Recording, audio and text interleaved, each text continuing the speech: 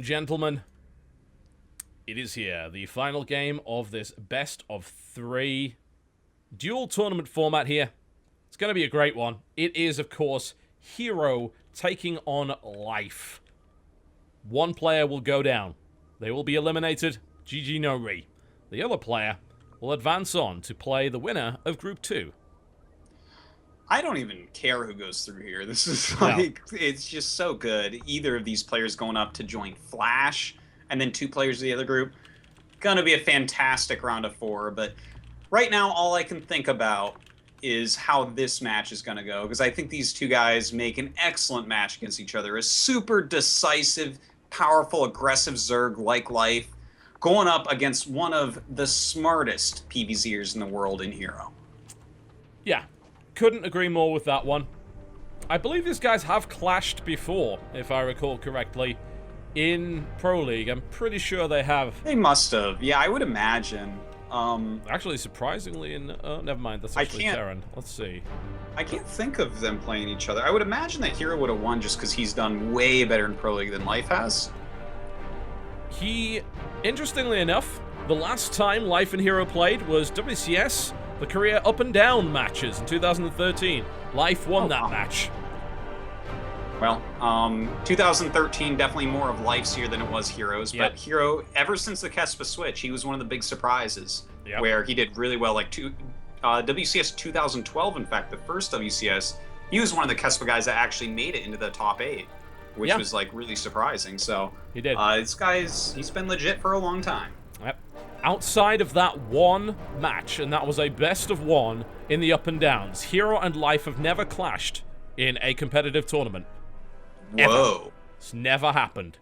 This is important then. Yep. Oh my god, this is actually even better. Oh. I'm looking forward to this one. Rubbing my hands together. Oh yeah, we're having not 1 but 2 historic PvZs just in the round of 8 alone. We're getting the Dongwei Gu versus Hero rematch that hasn't happened since 2012, and we're getting Life versus CJ Hero, which has never happened ever in a best of 3. That's speaks for itself, TotalBiscuit. It does. This tournament's great. We should make more of them. Hit 2x on this game. I gotta get into the middle of it. Let's do it. All right, here we go, ladies and gentlemen. Without further ado, to the northwest position. In the red trunks playing Protoss, he survived innovation. But now, he goes up against Life itself. For CJ Artosis, it is Hero.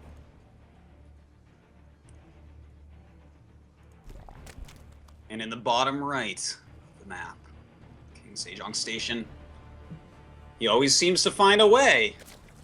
It is Startail Life. That he does. That he does. And strangely enough, as much as we might not really think of Life as a particularly incredible ZVP, lately his ZVP has actually been much better statistically than his ZVT, which is a little bit weird. Now, form can be strange like that. Yeah, everyone goes into kind of ins and outs of how good they feel in each matchup and whatnot. You know, Life is someone, though, I always trust to put out good games in a matchup. But to be fair, just a couple nights ago, he did lose in Code S twice against SKT1's Paralyzed. But, you know, SKT1 has the strongest Protoss lineup in the world. So if you're going to lose to any team's Protoss, I guess that's the one. Yeah, that is very, very true. Paralyzed is it? What? What's going on? Cannon rush. Oh my god. And what a cannon rush. A 3 pylon wall in. Hang on a minute though. Can a cannon actually fit in there? That's... I think so. Yeah, it looks like it, yeah. Yeah, I guess it can. And he's gonna probably pop his probe right out, or at least try to. And, oh my god! He actually should have been a little bit quicker to move those drones down, I think. What a move. But this is already being pretty effective, and a second probe is coming. What a move. The fact that he got out of there and placed the photon cannon before the block, the fact the probe, well, it's dead now, but Life has had to pull all of his drones. Is like saying, this is terrible. This is not a good position. What? If no other cannons were to go up, he'd be okay. But a third one and a fourth. Those cannons don't hit anything, but now these will. Yeah, that they will. And, oh, well, he's putting up a spine crawler. Okay, that seems like a reasonable response. He can actually nibble at this one with, I think, 2 drones. I don't think... No, he can't get the 3rd in there. That's as many as he can do without getting in range of that cannon. But that's gonna... And that's not gonna kill it before it finishes. It's gonna get it pretty close, but... Well, this is already a great start to this series, but the Lings come down at the... they spawn just at the right time and somehow... Don't kill the cannon! It's on 5 HP! 5 health. Oh, there it goes. So much extra damage to this spine crawler warping in. This is looking bad because he has that next probe coming down to help add on even more cannons. Oh my god.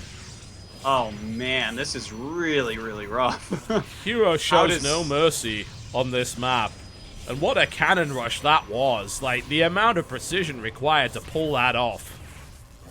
I tell you, cannon rushes have been becoming really, really popular lately. We're seeing them all the time, all over the place, because people are getting so good at them like this, and Hero really showing us that it doesn't even matter. He pulls all those drones, whatever, kill him anyways.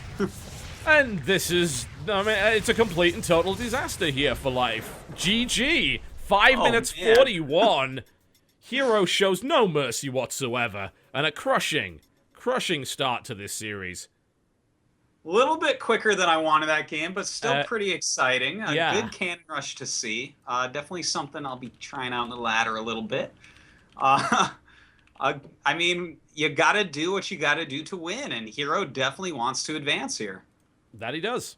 And if he keeps playing like that, he will. I can't imagine that Life is going to fall for that again. And it does seem a fairly map-specific strategy, I would say.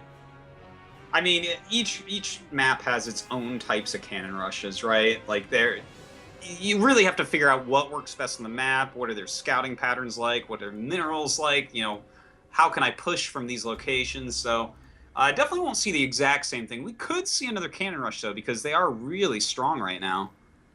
Yeah, we could. We very well could. It would be, I think, maybe a disappointing end to the night, if that were the case. It's definitely not what we're looking for.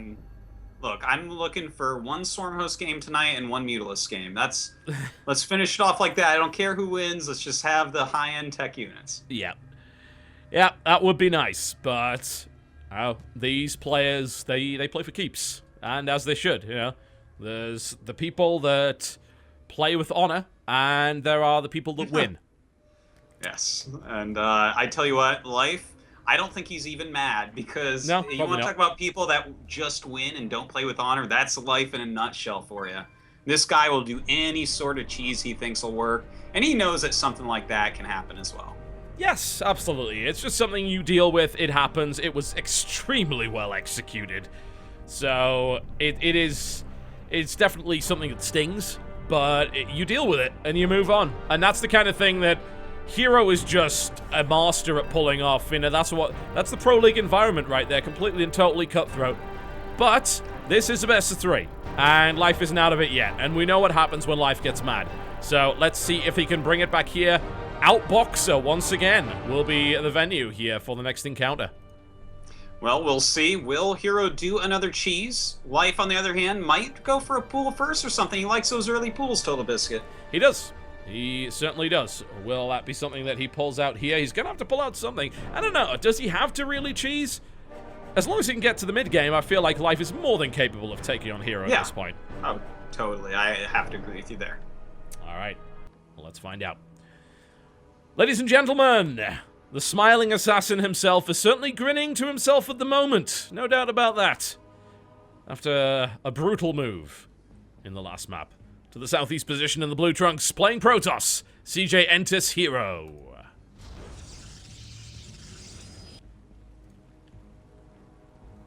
And his opponent, having lost to the now grinning assassin in that last game to a quick cannon rush, looking for revenge, it is Startail Life. Alright, well, we will see if we see another cannon rush. It's unlikely, I would think. But I don't think he's going to, especially with the pylon in the main. Like, it's probably just a really fast nexus into a gateway, and that's a very greedy macro build. Yeah, and when you 1-up, you have the flexibility to do that. and it puts your opponent on the back foot, especially in this case. Life is 1 game away from elimination. Yeah, well, that... You know what? I would say that means Life is going to use his best strat, but the thing is, Life always uses what he thinks will win, not necessarily like what he's best at or what he thinks his strongest type of play is. If he thinks a 6-pool will win, he'll just do it. Yeah. But apparently that's not the case. Looks like he's going for more of a macro build as well. So looks like he's pretty confident in himself going into this game number 2. Yeah, that's definitely true. We still see no pool from Life at this point. One I imagine is going to pop up right about now. There it is. Well done. Just a slight bit of doubt. It's like, no, he's not. No, absolutely not. Not a double hatch, right? No, that would be a little bit greedy right now. Just a smidge, yeah. Yeah. Well, Hero comes over. He might fake a cannon rush. You never know. We see a lot of fakes where you throw up the pile and you hope that they bring a bunch of drones down like we saw from Life before, but even though he's kind of juking and jiving back there, decides not to waste his money. Yeah. It's not a huge investment to fake a cannon, but you do have to try and do it pretty convincingly. So it's not like you can just throw a pylon down and have them pull 20 drones at you. That's not going to happen.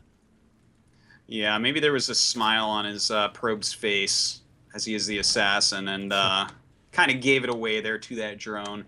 Either way, I mean, he doesn't go for anything like that. Going into much more macro-esque type of play with the greediest opening that you can do is Protoss. Whereas Life, pretty safe one overall. Yeah, hatch first, but a pool afterwards. So nothing too out of the ordinary. No, absolutely not. So what I'm hoping for is a decently long game, because that one was definitely a disappointment. But hopefully we'll get a better one than that. Well, I think we're almost there, actually. Like, another 30, 40 seconds. Yeah, I don't think the game's going to end. 2 things on the way? Yeah, it should be fine. Yep. We'll be having a much longer game. Already be better than the last one. It's at this point, Hero just pulls all his probes and just goes. Like, every single one of them. It's like, this'll work, this'll be fine. Wouldn't that be fun? Oh my god. Reminiscent of some former pros. Former pros, indeed. Yes. Aspiring League of Legends stars. So I've been told. Yes. Possibly. We do have a Stargate on the way here from Hero. And I do wonder, is he going to go for Phoenix or Oracle? I normally like to see him go for Oracle, personally. He feels like an Oracle type of guy to me. Yeah, Phoenix used to be so popular in this matchup, but that was in Wings of Liberty, where your options were a little more limited. And it will be an Oracle. Well, the follow-up to that normally is going to be a third base and grabbing... some Void Rays. Just make sure you're kind of safe against everything while you harass and scout with your Oracle. So it looks like this game is really progressing just completely normally. Yeah. Life did get the scout on the Stargate there. Hopefully he did click on it just before his Ling was killed. So he did get in there, as Life has a tendency to do very well. Slip past that. He's certainly not going to be getting in again anytime soon. There's not a lot of dead air space on this map, so Overlord scouting into the base after this point is nigh on impossible. You can have a look at the natural, but that's all you're going to get. So, Life does have the information he needs to kind of go forward here. There's the Oracle, which has already been met by Queens. The shields are already stripped off it, so that's worked fairly well. But where's the other Queen, actually? Oh, there she is. Yep, so maybe a drone or 2 dies, but that's going to be about it. Yeah, not too much damage. 4 kills. That's a very common number for Oracles. That but as you said, not a lot of airspace. Yeah. Oh my god, he just got it. Yeah. Wow, great moves there by Life. Absolutely. Very nice defense. Yeah, I mean, 1 Oracle for 4 drones, definitely not a good pull, but his Queen count is really unusually high. Like, he's sitting on 5 right now, and I don't think Hero necessarily expected there to be that many Queens, especially when he saw 2 at the 3rd. He's like, oh, well, you can only have 1 in your main, and then, nope, we've got spares. Here they are. Oh, well, you know what? It's kind of interesting. I noticed earlier that Life was going for the latest gases that Life ever really gets in the matchup, which is around 6 minutes. And the fact that he's added this many Queens on as well and 2 Evos right now, I wonder if he's going to go kind of like a Zergling heavy style in this map, kind of like an old Lucira or Kangho, I guess as he's called now, style. I refuse to call him Kangho, I'm sorry. That's just not going to happen. Right on. I'm right there with you, man. Lucira forever. Yep. Him and Swagger are the 2 that I refuse to call by that name. Oh God, the best thing to call Swagger is dumb for making a name like that. He's on my FPL anti-team, and I'm not even sad about that. Oh, that's so mean. But you know, we do have the melee attack on the way, so it looks like this will be a Zergling-based army, at least for now, coming out of life. Well, that Phoenix just really met a lot of resistance to its scouting mission. I've got to say, it's like, why are there so many queens? He's got to be thinking to himself, that's an unusual number. The creep spread is going to be absolutely out of control, and this is not a big map either. No, the map is actually like really cramped, at least really cramped feeling, because, you know, there isn't a lot of airspace all around. The bases go towards each other pretty quickly overall. So, the creep spread gonna be a little bit ominous as it inches towards the Protoss on two different sides. Certainly. Although, it does also kind of make a nice little setup for a sentry-heavy play here from the Protoss. If you're gonna go with a very Ling-heavy style, then you could end up in a situation where they get trapped. That is a pretty early infestation pit, I've got to say. And Burrow being added on here. Yeah, it certainly is. I wonder if he's going to be rushing up to Ultralisk, a very old style that Life liked quite a bit back in the day. But as of right now, all he needs to do is focus on not taking any damage from this little harassment ball that we have out of Hero. And a Warp Prism is being added on, but none of those big sort of game-ending micro-heavy power units that a Protoss player can actually kill a Zerg with. You know, no Warp Prism with 3 Immortals, no Colossus, nothing along those lines. These gateway units are annoying, and yes, you can catch out an awful lot of Lings with them, but not going to kill a Zerg. And looks like Life is looking for a longer game indeed. Swarm hosts are on the way, and he is taking... Wow, that's actually a 4th base and a macro hatch. Well, you know what? He's producing a lot of Lings to go along with this, Oh, yeah. so that does kind of make sense. The Ling's going to be very good for counter harassment if he does try to push through those Swarm hosts. And the Swarm hosts a good choice against +2 Blink, so we have Hero actually switching into double Robo Colossus, which I think is just the perfect counter for him here. Definitely, definitely. And on a very narrow map like this, you can slaughter so many Locusts, especially with a lot of Sentry energy, just to make sure that any of the stragglers get stuck. But as we have seen in the past, while that does work, you still have to make the right moves. You can't just sit there forever and keep taking it. You got to be able to find a way in. Well, right now, Life trying to find a way over here with the roaches on the left-hand side of the map, but Hero moving forward up the map here. He does have an observer, so Life has to be careful with these 4 Swarmos. Doesn't want to lose those too early. Yeah, there's not too many of them. He'll be able to pick off a Zealot, maybe 2 here. You know, nice damage on those 3 units, and actually you might even get 3, which is fantastic. You know, can't complain. 3 Zealots for free, and that really reduces the size of Hero's force. And Hero's army is small right now. You know, he's certainly playing with fire here. I like the clear out, but he does go for the Warp Prism harass. It gets nothing done because there's a million Lings at the natural, so that's not a factor. And I like the addition of static defense as well. So many. So even Zerg players just don't put static defense down, and then they end up getting harassed and all sorts of things like that. And Life is just saying, you know what, my fight's going to be at the front, and any attempt to get around me is going to be met by spine crawlers.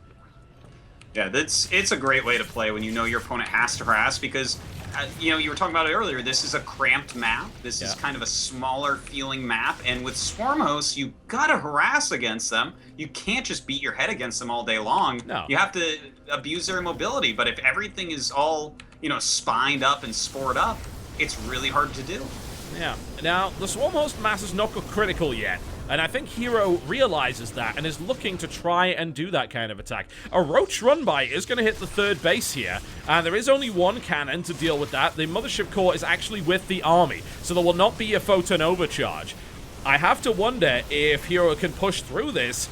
I don't know, maybe there's too much static defense. Spore Crawlers are coming up, Lings are coming in to reinforce. The Roaches are trying to do as much as they can at the 3rd base here, and Hero does not have enough to break this. No, and in fact, he just lost his observer to that Spore, so that's a big deal as well. He can't even kill off those Swarmos if he does get in there. Ling run by the 4th. Ling's going up. Oh, and will he get a cancel? He's definitely going to lose the Lings. Yeah, he's looking for the cancel here. Maybe there should be enough to stop this from going down. It's a lot of damage, though. You know, that's something that's very easily run by and finished off later. And it's a shame the creep isn't pushed out a little bit more, because those Locusts could have actually caught the Colossus there. That would have been lovely. Zealot run by across the map. It's sitting on creep. It's going to get spotted, surrounded, and killed very quickly. And at the moment, this is a very harass-proof Zerg. But we are still looking at a Protoss player that somehow inexplicably only lost 2 workers to that Roach run by and has 4 bases.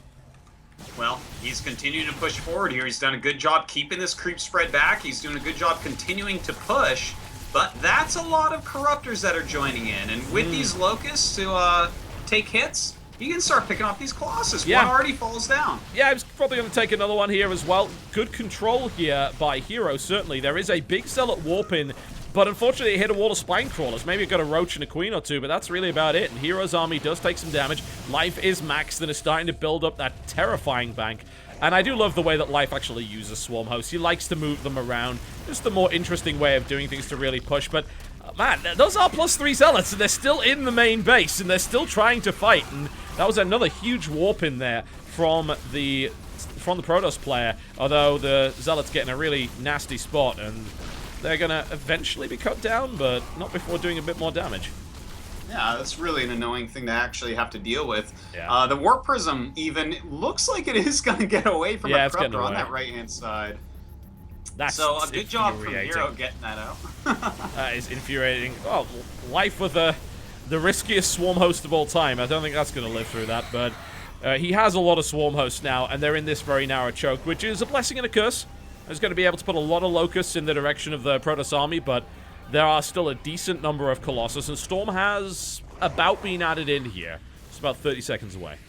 Yeah, well, he's moving forward with his spores. He does have those Vipers with the Corruptors, which means he can easily pull in Colossus. And the thing is, without Colossus, you are not really going to break a big Swarm Host army. That's why he has these High Templars, but that's the beautiful dance of late game PvZ, because the Locusts just do such a great job against High Templars.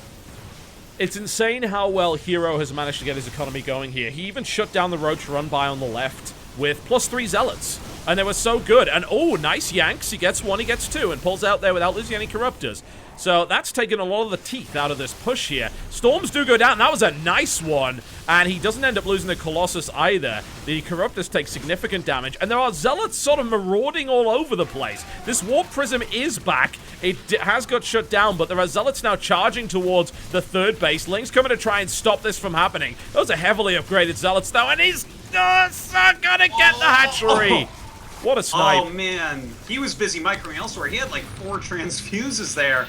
And in the meantime, we actually do have those Swarm Hosts being pushed back. Lings are coming to reinforce, but of course they can't engage against the Colossus, and there are still 4 of them available. Archons have been added into the mix as well. Attempted Ling run by here by Life. The SimCity is really, really good, but I think this might be some economic damage. I don't think it's going to matter that much, though. That 4th base is still very much operational. He might be able to do some damage to the 3rd, but he'll invest quite a few Lings to do it. And the Protoss doesn't care. He's still on 72 probes. Yeah, his economy is basically untouched at this point, but Life's is too. The thing is, it's 4 base against 4 base, and we all know what happens when it's 4 base against 4 base. Protoss is in the lead. Yeah. And, well, is Protoss actually in the lead this game? That's a little bit harder to say. I mean, he's done some good harassment. He's pushed back the armies a few times, but Life has a bigger bank and more supply. Life lost his spawning pool. He's actually building Broodlords, interestingly enough. And, oh, wow, the Great Aspire actually gets scouted and is being sliced at the moment. And the Spike Crawl... No, that actually might die. There's very few reinforcements. It looks like the Great Aspire may go down. Yeah, that's gonna pop. That sucks. That really hurts. In the meantime, a bunch more Lings run by, forcing a lot of Storms out, actually doing some economic damage, but Key Tech is being sniped here by Hero in a very effective way, and in the meantime is going up against these Swarm Hosts. What I don't like about these Swarm Hosts at the moment is they're not synced up, and they're sending units in piecemeal, which is never what you want. Anyone that's ever played Nexus Wars knows exactly what I'm talking about. Gotta sync them units up, otherwise they just die. I have to agree with you there, and I've played my fair share of Nexus Wars. Indeed. So, let's see here. I mean, he's still got a good composition, though. When you pair together Broodlords and Swarm Hosts, it's pretty scary. You really need some Tempest to help deal with that. And while we do have Tempest production started, This is only one Stargate building, one Tempest. Yeah. That's not enough to help him break it quite yet. It's going to No. take a while before he has what he really wants. No. I have to wonder if it's possible for Life to get in position because, of course, he lost his Great Spire. He has 6 Broodlords. That's all he's going to have for the next few minutes. Can he make a push with this happen in some way? These Zealots actually... Oh, this was beautiful here for Life. He repositioned his Swarm Host at just the right time and shut down like 10 plus Zealots with Locusts, which has really pushed the resource count in Life's favor. And he's now seems to be getting a handle on this. The harass is pretty much done for. The Broodlords mean that any engagement against this Swarm Host force is going to be nigh on impossible until the Tempest count gets up. Well, you know, he's continuing to try his best to get something done, but Life, really, his defense is fantastic. The one thing I'm a bit nervous about for Life, when and where does he take his 4th base? He's gonna need one pretty soon here, as his natural's dried up, his main is dried up, and his 3rd base is actually getting really low. Yeah, it certainly is. He did manage to take this base quite early on, but there is a price for that. You know, you mine it out. He did build a powerful army with it, but unfortunately he has been trading it with Swarm Hosts, which never ends well. Lings meet up with the very heavily upgraded Zealots here, actually. Those Lings aren't even close to being good enough to trade efficiently with that, but it doesn't matter, you know. Life kind of has a bank here. He can throw away Lings to kill Zealots. More importantly, stopping the run by on the 5th base, which, you know, is where a lot of these drones are, so that's good, but this game is interesting. Hopefully he can hold on over there. You know, he's covering the right flank with the Locust mostly, trying to attack down that right flank, because that is where Hero continues to put on his pressure, going after the 4th. And that kind of is protecting his left flank a little bit. Hero is sending some units over there, but in the meantime, coming up, he does have Tempest now, so he can start a real push. Yep. Fungals do go down. They land on the Archons, and they actually get an Observer as well. In fact, was that the only Observer with that army? Yeah. Looks like it was, so... Yeah. That's pretty key. There's no way this army can fight now. It's going to need a new Observer. He's going to have to get out of there. Actually, he has an Oracle, but it's out of energy, so he can't use that for detection either. A bunch of drones do die over to the right-hand side, and the hatchery is allowed to complete and is now being sliced to pieces, so that's not too good for Life. But, of course, if Hero loses his entire army here, that might not even matter. A Colossus is picked off. The Corruptors are trying to engage here against the Tempest. There aren't that many of them. Looking for yet another great Fungal. He lands one. The Corruptors continue to hammer forward against this Protoss army. Broodlings coming in. Another round of Locusts will be followed up. Heavy corruption being applied to this army, and that's a lot of powerful units that just got taken out here. It certainly is. He's down to just a couple Tempests and 3 Colossus, but at the same time, definitely some Zerg units did go down there. They did, yeah. Not as much as you would hope no as the died. Protoss player. Yeah, I mean, he's still got his 12 Storm Hosts and 5 Infestors and 6 Broodlords with 8 Corruptors left over. Still a super strong army, but at least during all of this, Hero got to cancel that 5th base from Life. Yes, he did. And Life is pretty much mined out at his 3rd. In fact, his 4th is really the only operational mining base at this point. So, outside of gas, of course, we're going to have to see those, like, 52 drones transfer to 1 base, which is going to absolutely suck. Life maybe has got to the point where you could secure this one over to the northeast, possibly, if he repositions his Swarm Hosts a bit. But it's a difficult prospect. Now Locusts are making their way towards the 4th of Hero, but they're not really going to get much done. Yeah, you know, it's going to be hard for him to take that northeast space, I think, just because he's so low on creep tumors. Life is really not one of these Zergs that continues to push creep all game. He pushes it a certain amount, but he's not like one of these crazy guys like Snoot who will just be like, aha, all the creep is back everywhere all of a sudden. Yep. You know, it's kind of a more slow-going process with him. Fungals applied. Second one follow-up here as well, which means a couple of Archons do die, and that's a nice use of the Fungal, actually. A bunch of these Stalkers get caught out and killed there by the Broodlords. The Cloak is going to be very nice here. There's 3 Overseers on the map, so that should be enough to detect that. The Mothership will be a bit annoying, but he's able to, again, stop kind of a big push. But as you said, like, so few creep tumors, he has no real coverage over to the right side of the map. Yeah, it's pretty tough, you know, and that's why Hero keeps pushing that same lane, because that really keeps his base safe, and it's denying that northeast expansion. But I think he realized that eventually he has to switch up sides and go over to the other side, or there's going to be another Zerg base up and another front that he's pushing down. I'm still very impressed by Hero's ability to deny run-bys, because that's usually what Life is really, really good at, but Life's got no looking, really. Outside of a couple of little bits of damage. Hero is, like, obviously mining out quite heavily here, but he is going to take this 5th base. He's got a lot of cannons down already. It's going to be very difficult to do a real run-by, whereas Hero's been able to run by himself with 3-2 Zealots, and now they are meeting up against fairly heavily upgraded Roaches, so they will eventually be stopped, but... Oh, those Templar at the front, that's pretty brutal. A couple escape under the cloaking field there, but this is... I don't really know who's ahead here. I mean, Life... Oh, the Fungal is really, really good, though. And it looks like Life is going to be able to do a lot of damage here. That Mothership is certainly going to die, I think. Oh, well, recall, like never mind. Has to hit that recall, and the thing is, if you look at this game, I think almost everyone would say that Hero is a bit ahead, but... Life has the type of composition and the type of skills that it takes with a unit set like this to say, no, you're not necessarily ahead of me. You know, he's one of these guys like a Leenock or a Yu-Gi-Oh, someone like that can like play this cost-efficient set of Zerg units forever and just get so much out of it. As we're seeing here, he just stomped that Protoss army and made him recall, despite the fact that Hero has, 5 bases at this point. He's been pushing this entire time. He got some great feedbacks and storms off. Didn't matter. Life held him off. Oh, the Fungal from Life. Locks all of those Zealots down. Collapses the rocks on top of the Zealots. I love it. That was such a nice move right there. And that's going to make it even harder to get in there and actually harass. He's going to need a Prism. Or maybe send in the Void Rays he's making right now.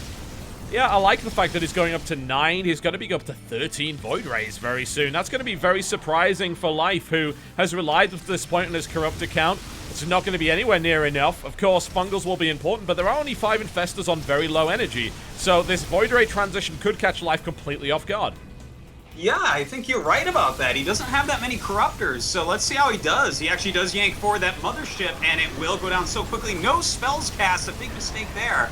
And these Void Rays really going to town. Oh, yes, they are. I think a couple of Vipers just got obliterated there as well. The Corrupt is dying, of course, and no Fungal follow-up. And that Great Aspire maybe not in the best position ever, but hey, you thought you could defend it, but suddenly the front line of Life just completely collapsed from that Void Ray transition, and he lost the base in the process. Well, you know what you called it. Those Void Rays caught him off guard there for a moment. He's trying to make more Corruptors, but 6 Corruptors against a bunch of upgraded Void Rays are nothing. They're less than nothing. They're worse than nothing because they cost money and supply. So this is actually a big issue. This flying army may be enough to end this game. Yeah, I think he needs a lot more Infestors. Oh my god, he's been running this entire time without Pathogen Glands. The entire time. That explains a lot, but the Swarmos count is now melting completely. Frankly, there is no answer to 18 Void Rays. There's going to be 22 on the field. It's not like he can just transition to Hydralisk. He's not been upgrading or anything like that. He needs incredible Fungals. He doesn't have enough Infestors to make that happen. They're being targeted down anyway, and there's the GG, and Hero finishes him off. 2 games to 0.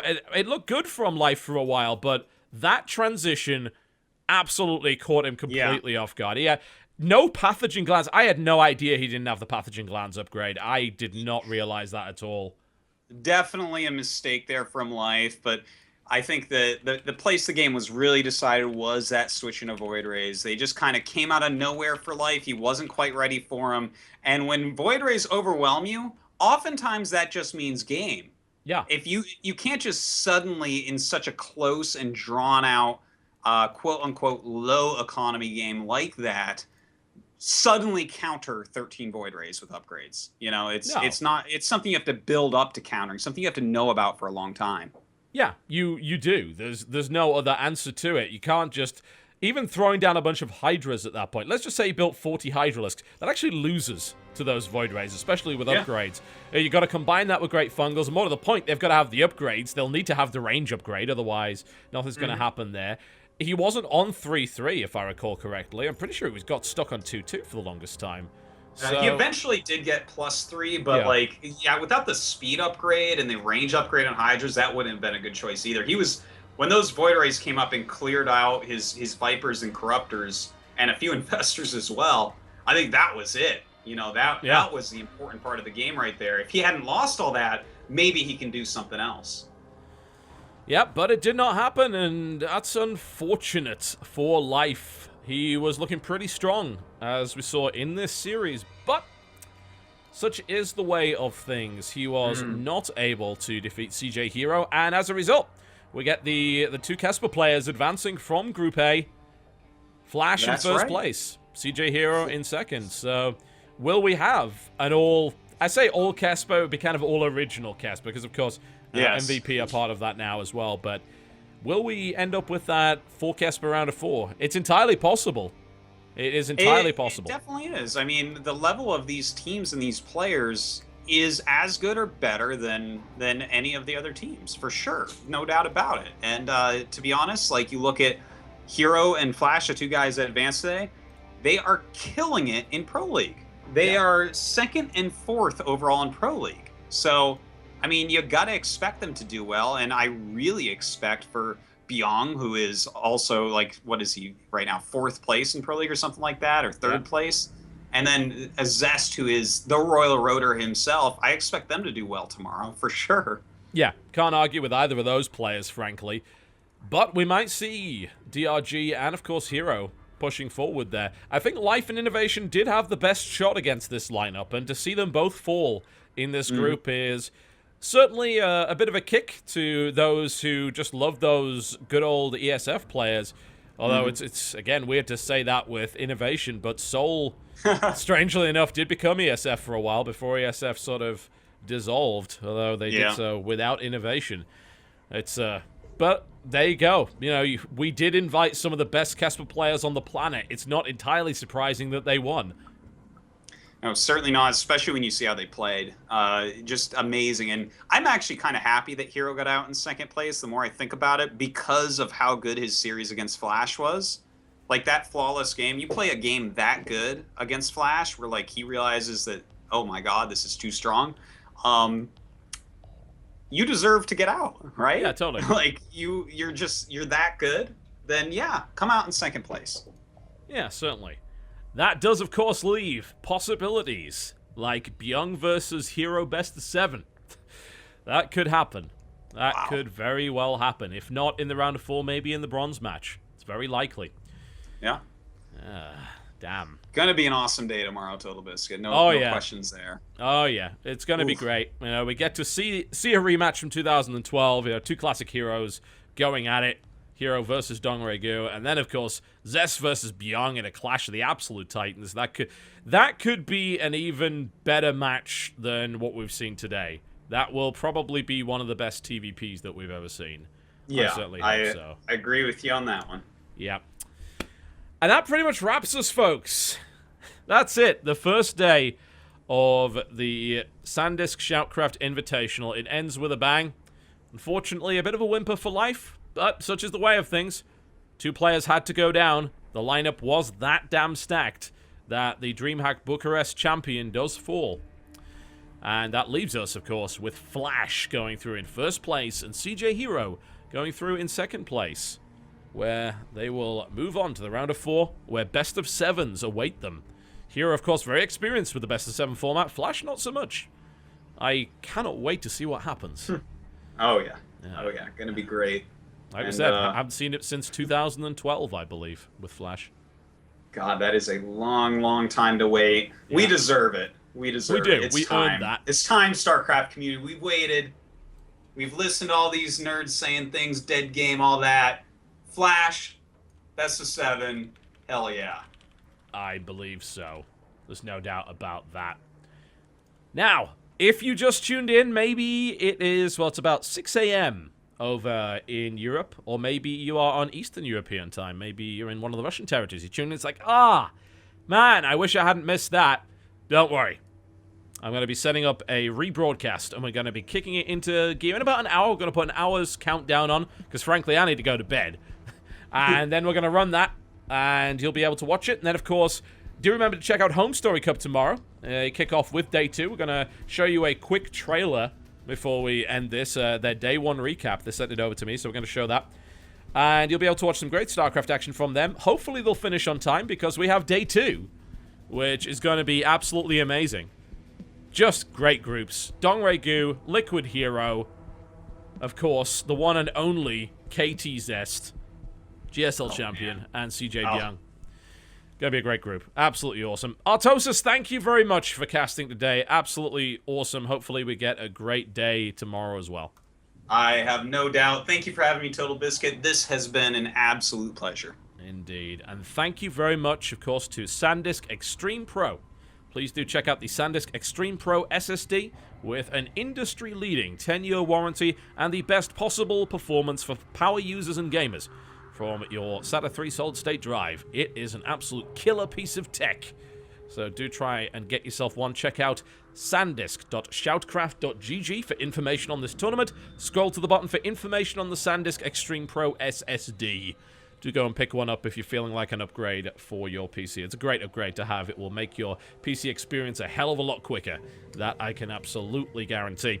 We are wrapped up for today, folks. Thank you very much for watching. Big thanks, of course, to our Chinese casting team over at Neo TV and our Korean casting team over at the Axiom Esports House. Also, a big shout out to Olivia, our assistant manager and admin for this tournament, and to Chris, who is responsible for the graphics for this event, as well as those absolutely awesome portraits that we'll be releasing as free wallpapers a little bit later on.